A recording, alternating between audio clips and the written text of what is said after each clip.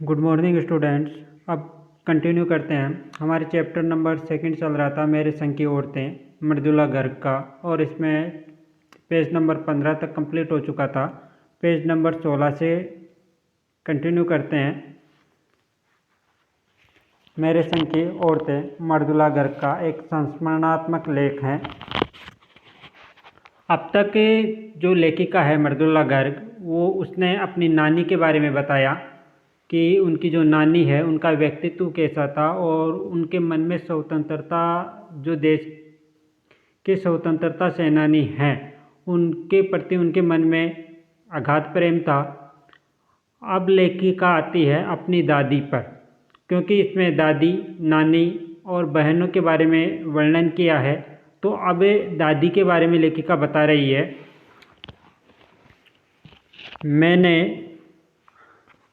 मैंने अपनी दादी को कई बार कहते सुना था। क्या कहते सुना था? हम हाथी पे हल ना जुतवाया करते, हम पे बैल हैं। यानी लेखिका की दादी क्या कहती थी? हम हाथी पे हल ना जुतवाया करते, हम पे बैल हैं। कि हम हाथी पे हल ना जुतवाया करते, हम पे बैल हैं। बचपन में ही इस जुमले का भावार्थ समझ में आ गया था। जुमले का अर्थ होता है इस कथन का, यानी ये जो कथन है इसका भावार्थ लेखिका को बचपन से ही समझ में आ गया था। भावार्थ क्या है वो आ जाएगा, इसमें कंटिन्यू पढ़ेंगे जब हम। कि बचपन में ही मुझे इस जुमले का भावार्थ समझ में आ गया था, यानी ये जो कथन है इसका अर्थ मुझे बचपन में ही समझ में आ गया था जब देखा ताकि हम बच्चों की ममतालु परिवेश के मामले में माँ के सिवा घर के सभी प्राणी क्या हैं? मुस्तैद रहते हैं। मुस्तैद का अर्थ होता है तैयार या तत्पर। तो क्या समझ में आ गया था? कि ये अर्थ समझ में आ गया था कि हमने जब बचपन में ही देखा कि हम बच्चों की ममतालु परवरिश का अर्थ होता है पालन पोषण, कि हम बच्चों की ममतालु जो परवरिश है यानी पालन पोषण है उसके मामले में माँ के सिवा यानी माँ के अलावा घर के जो सभी प्राणी हैं या जो सभी व्यक्ति हैं वो मुस्तैद रहते थे। यानी क्या रहते थे? तैयार रहते थे। दादी और उनकी जिठानियाँ ही नहीं, खुद मर्दजाद पिताजी भी। केवल दादी और उनकी जिठानियाँ ही नहीं बल्कि उस घर में रहने वाले मर्द लोग भी और पिताजी भी जो परवरिश है, पालन पोषण है, उसके मामले में हमेशा तत्पर और तैयार रहते थे, केवल माँ के अलावा। पर ठोस काम न करने का ये मतलब नहीं था कि माँ को आज़ादी का जुनून कम था। यानी माँ को आज़ादी का जुनून कम नहीं था, वह भरपूर था और वह अपने तरीके से उसे भरपूर निभाती रही। जाहिर है कि जब जुनून आज़ादी का हो तो उसे निभाना भी आज़ादी से चाहिए। जिस से पूछकर नहीं, उसके तरीके से नहीं, खुद अपने तरीके से। यानी अगर आज़ादी का जुनून अपने मन में है तो आज़ादी के जुनून को किसी दूसरे की राय लेकर नहीं निभाना चाहिए। खुद अपने मन से, किसी और से पूछकर नहीं, खुद अपने मन से और अपने तरीक़ों से ही आज़ादी का जो जुनून है उसे निभाया जाना चाहिए। मर्दजाद है पुरुष से है। मर्दजाद यानी पुरुष रूप में जन्मे व्यक्तियों से है। तो जाहिर का अर्थ तो होता है वैसे स्पष्ट। जुनून का अर्थ होता है लग्न, यानी तेज लगन जो रहती है, लगन रहती है ना किसी भी कार्य के प्रति, लगन अगर रहता है, लगन को ही हम क्या बोलते हैं? जुनून। तो लगन माँ में भी थी, यानी आज़ादी की जो लगन थी वो उसकी माँ में भी कम नहीं थी, वह भी क्या थी? उसमें भी भरपूर थी। यानी जो देश की स्वतंत्रता है उसके प्रति या आज़ादी के प्रति जो माँ की लगन है वो भी खूब थी, भरपूर थी। लेकिन जो आज़ादी का तरीका है या जो उसका जुनून था उसे वह अपने तरीके से निभाती थी। और जाहिर सी बात है, यानी जाहिर का अर्थ है वैसे कहते हैं स्पष्ट, यानी स्पष्ट सी बात है कि अगर जुनून आज़ादी का हो, अगर लगने जो लगन है वो आज़ादी की हो तो उसे आज़ादी की तरह ही निभाना चाहिए, यानी किसी के कहने पर नहीं, अपने मन के अनुसार और अपने तरीक़ों से आज़ादी के जो तरीक़े हैं या जो अपने मन में लगन हैं उसे अपने ही तरीके से निभानी चाहिए। हमने अपनी माँ को कभी भारतीय माँ जैसा नहीं पाया, न उन्होंने कभी हमें लाड किया, न हमारे लिए खाना पकाया और न अच्छी पत्नी बहू होने की सीख दी। कुछ अपनी बीमारी के चलते भी वे घर बार नहीं संभाल पाती थी, पर उनमें ज़्यादा हाथ उनकी अरुचि का था। यानी जो उनकी माँ है, जैसे भारतीय माँ होती है कि अपने पुत्रों के प्रति वात्सल्य बहुत अधिक रहता है, उन्होंने उस प्रकार अपने बच्चों से कभी भी प्रेम नहीं किया। जिस प्रकार एक माँ बच्चों के लिए खाना पकाती है, उस प्रकार उन्होंने कभी खाना नहीं पकाया और न अच्छी पत्नी बहू होने की सीख दी। कुछ उनकी शारीरिक कमजोरी की वजह से भी रहा कि वो बीमार रहती थी, इसलिए घर बार नहीं संभाल पाई, पर इससे अधिक ज़्यादा कहीं उनकी अरुचि थी इन कार्यों में कि घर बार के कार्यों में उनकी रुचि भी नहीं थी। इस कारण भी वो इनमें रुचि नहीं लेती थी। उनका ज़्यादा वक्त किताबें पढ़ने में बीतता, बाकी वक्त साहित्य चर्चा में या संगीत सुनने में, और वे ये सब बिस्तर पर लेटे लेटे ही किया करती थी। फिर भी जैसा मैंने पहले कहा था, हमारे परंपरागत दादा नानी या उनकी ससुराल के अन्य सदस्यों ने उन्हें न नाम धरते थे, न उनसे आम औरत की तरह होने की अपेक्षा रखते थे। उनमें सबकी इतनी श्रद्धा क्यों थी, जबकि वह पत्नी, माँ और बहू के किसी प्रचारित कर्तव्य का पालन नहीं करती थी? साहबी खानदान के रोब के अलावा मेरी समझ में दो कारण आए। यानी क्या कारण है कि उन्होंने कभी अपना कर्तव्य, जैसा कि लेखिका कह रही है कि सामान्यतः अपना कर्तव्य अपने बच्चों के प्रति नहीं निभाया, कि जिस प्रकार वात्सल्य और प्रेम बच्चों को करना चाहिए उन्होंने नहीं किया। उनकी इन कार्यों में रुचि नहीं रहती थी। कभी उन्होंने बच्चों के लिए खाना नहीं पकाया। अक्सर वो ऐसा नहीं करती थी क्योंकि उनका शरीर भी, वो हमेशा अक्सर बीमारियों से ग्रसित रहती थी, इस वजह से भी, और उनकी इन कार्यों में रुचि भी नहीं थी। वो अपना जो समय है वो साहित्य चर्चा या संगीत सुनकर ही व्यतीत करती थी। और जो उनके दादा दादी और के नानी के ससुराल के अन्य सदस्य उन्हें न नाम धरते थे, यानी उन्हें किसी काम के लिए कोई नहीं कहता था और उनसे आम औरत की तरह होने की अपेक्षा रखते थे। और उनसे, जैसे कि आम औरत जिस प्रकार कार्य करती है, जिस प्रकार की अपेक्षाएं परिवार रखता है, उस प्रकार की अपेक्षाएं उनसे नहीं रखी जाती थी। फिर भी उनमें सबकी इतनी श्रद्धा क्यों थी, जबकि वह पत्नी, माँ और बहू के किसी प्रचलित कर्तव्य का पालन नहीं करती थी? साहबी खानदान के रोब के अलावा मेरी समझ में दो कारण आए। अरुचि का अर्थ होता है वैसे अच्छा नहीं लगना। साहित्य चर्चा, साहित्य पर जो बातचीत करते हैं, नाम धरना, एक शब्द आया बीच में मुहावरे की तरह, नाम धरना का अर्थ वैसे उलाहना देना है या टीका टिप्पणी करना कह सकते हैं। न नाम धरते देखा, यानी ससुराल के जो अन्य सदस्य हैं, जब वो काम नहीं करती थी तो कोई भी उसे उलाहना नहीं देता था या उसके टीका टिप्पणी, या जो टीका टिप्पणी करते हैं, हम टोकते हैं अगर हमारे परिवार में से कोई सदस्य कार्य नहीं करता। वो हमेशा साहित्य चर्चा करती रहती थी या अपनी किताबें पढ़ती रहती थी, लेकिन फिर भी जो उसके ससुराल वाले हैं या जो दादा दादी या उसके नाना नानी रहे या उसके माँ बाप रहे थे, उन्होंने भी कभी उसे उलाहना नहीं दी, टीका टिप्पणी नहीं की। और इसके दो कारण हो सकते हैं जो लेखिका बता रही है।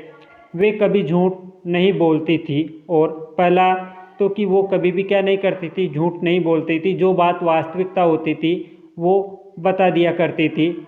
और दूसरा, वे एक ही वह एक की गोपनीय बात को दूसरे पर जाहिर न होने देती थी, यानी एक दूसरे की बात दूसरे को नहीं कहती थी। वे एक की गोपनीय बात को दूसरे पर जाहिर नहीं होने देती थी। पहले के कारण उन्हें घर वालों का आदर मिला हुआ था, यानी वो कभी झूठ नहीं बोलती थी। इस कारण से उनको परिवार में क्या मिला हुआ था? आदर मिला हुआ था। सारे घर वाले उसका आदर करते थे। दूसरे के कारण बाहर वालों की दोस्ती, और दूसरी जो कारण था कि वे एक की गोपनीय बात, अगर कोई अपने मन की बात बताता तो वो जो उसकी मन की बात है वो किसी दूसरे व्यक्ति को नहीं कहती थी। तो इस कारण जो दूसरे व्यक्ति बाहर से उसके पास आते तो उस पर अधिक विश्वास कर पाते थे, इसलिए बाहर वालों से क्या हो जाती थी? दोस्ती। दोस्त वे हमारी भी थी, माँ की भूमिका हमारे पिता बखूबी निभा देते थे। मुझे याद है बचपन में भी हमारे घर में किसी की चिट्ठी आने पर कोई उससे ये नहीं पूछता था कि उसमें क्या लिखा है, भले वह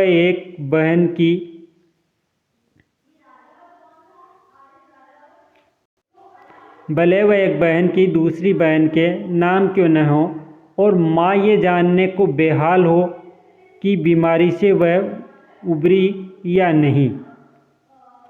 छोटे से घर में 6 बच्चों के साथ सास ससुर आदि के रहते हुए भी हर व्यक्ति को अपना निजत्व बनाए रखने की छूट थी। या निजत्व यानी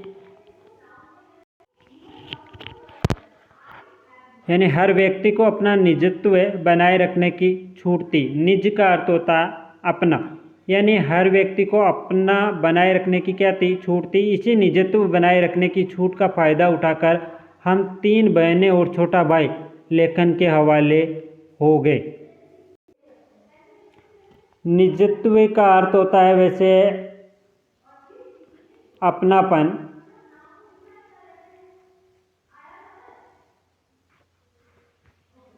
यानी अपना निजत्व बनाए रखने के कारण, यानी अपनापन बनाए रखने की क्या थी? छूट थी।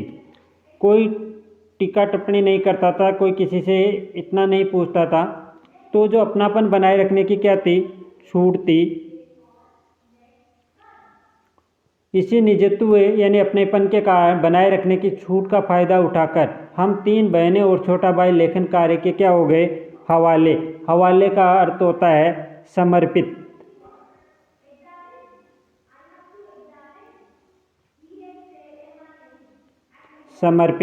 यानी लेखिका और उसका जो बहनें हैं, 3 बहनें और जो छोटा भाई था, वो लेखन जो कार्य है उसके प्रति क्या हो गए? समर्पित हो गए। लीक से किसके? हम अपने पूर्वजों में माँ और नानी ही रही होती तो गनीमत रहती, पर अपनी एक परदादी भी थी। लीक से किसके? यानी लीक से हटकर, यानी परंपरा से हटकर चलने वाले। यानी लीक से किसके? यानी परंपरा से हटकर चलने वाले अपने पूर्वजों में माँ और नानी ही रही होती तो गनीमत रहती, पर अपनी एक परदादी भी थी। यानी केवल जो परंपराएं थी उनसे हटकर चलने वालों की जो पंक्ति थी या जो पंक्ति थी उसमें माँ और नानी ही नहीं थी, उसके अलावा जो उनकी परदादी थी वो भी थी, जिन्हें कतार से बाहर चलने का शौक था।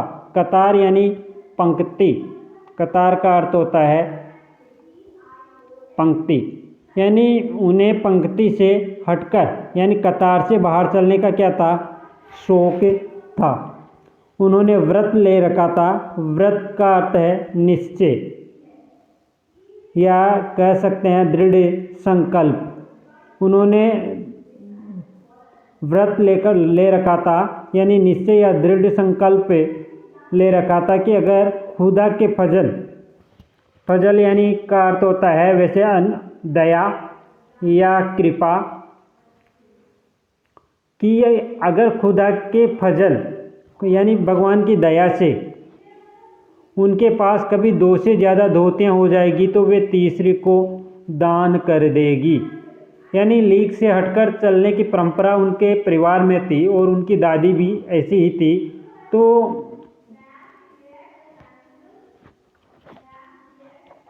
अगर खुदा के फजल से यानी अगर भगवान या ईश्वर की कृपा से उनके पास 2 से अधिक ज़्यादा धोतियाँ हो जाएगी यानी पहनने के कपड़े हो जाएंगे तो वे तीसरे को क्या कर देती थी, दान कर देती थी। जैन समाज में अपरिग्रह यानी संग्रह न करना या किसी से कुछ ग्रहण न करना, या कह सकते हैं संग्रह न करना, यानी जैन समाज में अपरिग्रह की सनक यानी असामान्य इच्छा,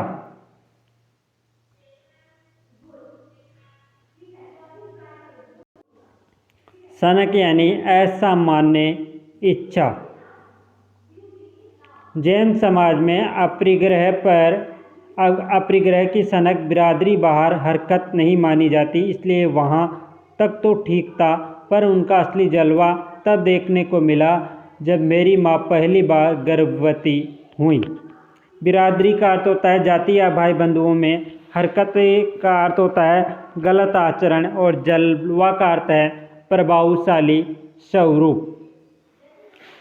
जलवा का अर्थ है प्रभाव वाली, जलवा का अर्थ होगा, एक मिनट,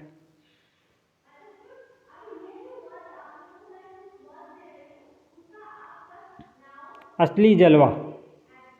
तो जलवा का अर्थ होता है प्रभावशाली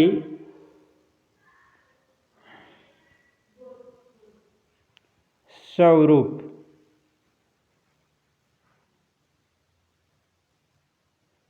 यानी उनका वास्तविक जलवा कब देखने को मिला, जब मेरी माँ पहली बार क्या हुई, गर्भवती हुई।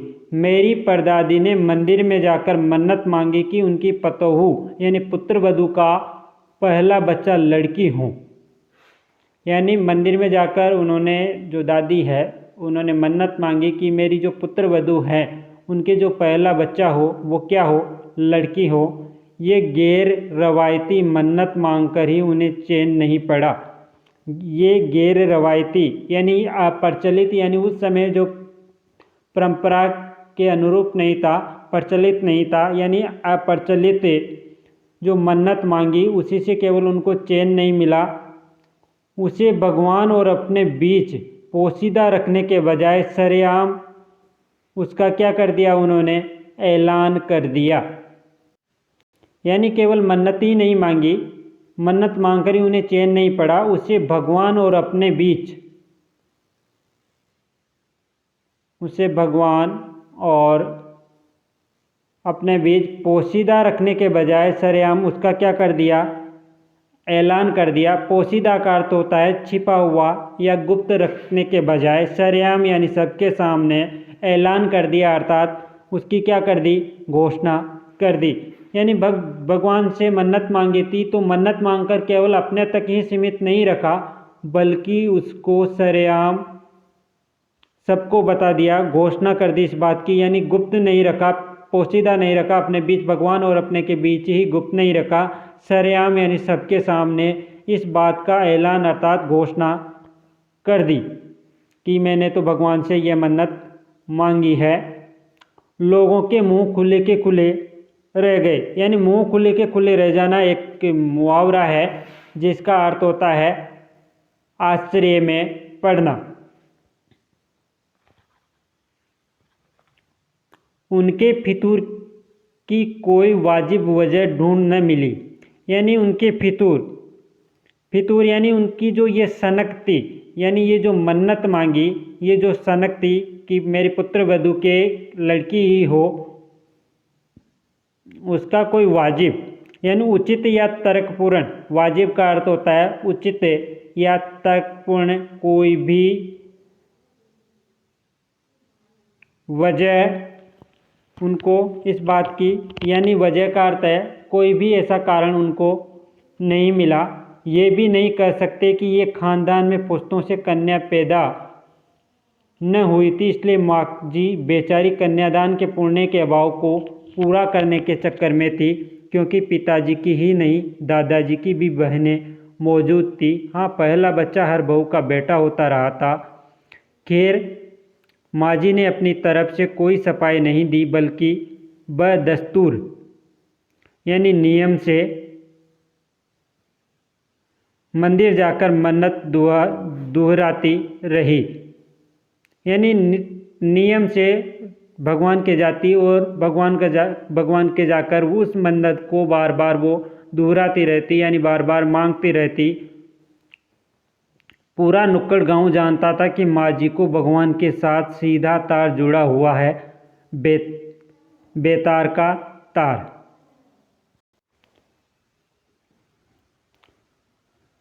तो माँ जी का भगवान के साथ सीधा तार जुड़ा हुआ है। सीधा तार जुड़ना यानी स्पष्ट संबंध होना। बेतार का तार का अर्थ है यहाँ पर बिना तार के, यानी भगवान से बिना किसी तार के।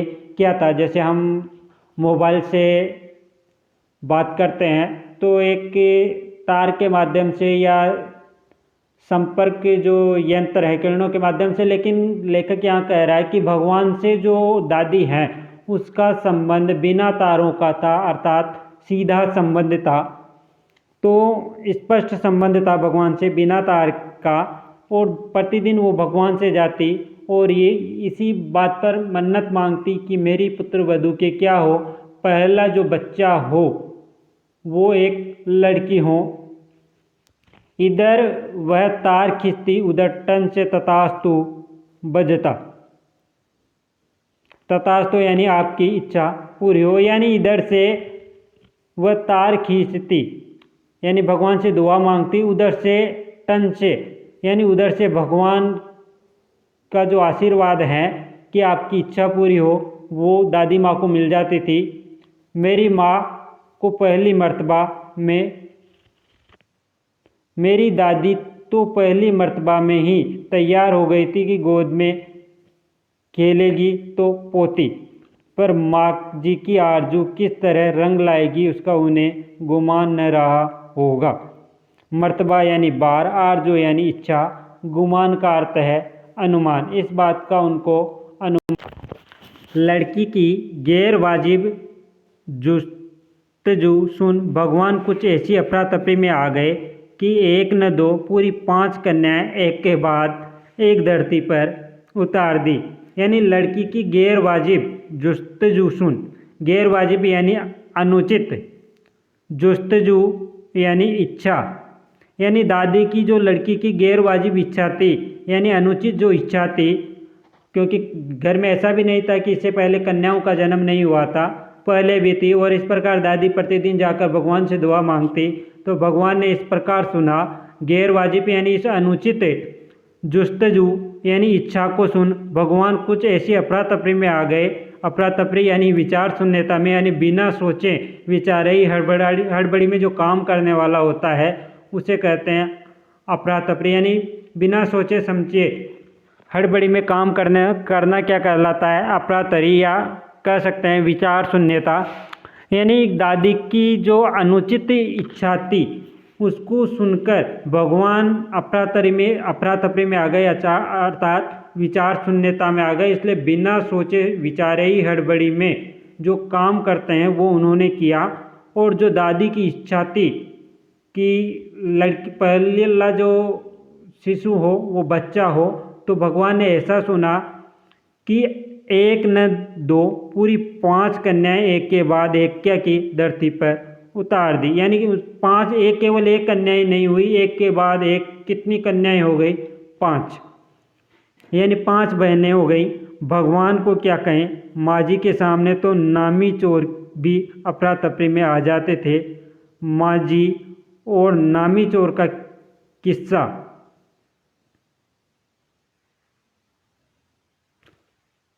माँ जी के सामने तो नामी चोर भी यानी अफरा तफरी में आ जाते थे। और माँ जी और नामी चोर का किस्सा होश संभालने के बाद मैंने कई बार सुना था, चोर के दीदार की कुछ नसीबी भी हाथ आई थी। चोर की दीदार की, जो दीदार का अर्थ है दर्शन, यानी चोर के जो दर्शन की कुछ नसीबी भी क्या हुई थी, हाथ आई थी या देखने को मिली थी। और दादी ने चोर के साथ क्या किया था ये हम पढ़ेंगे नेक्स्ट क्लास में।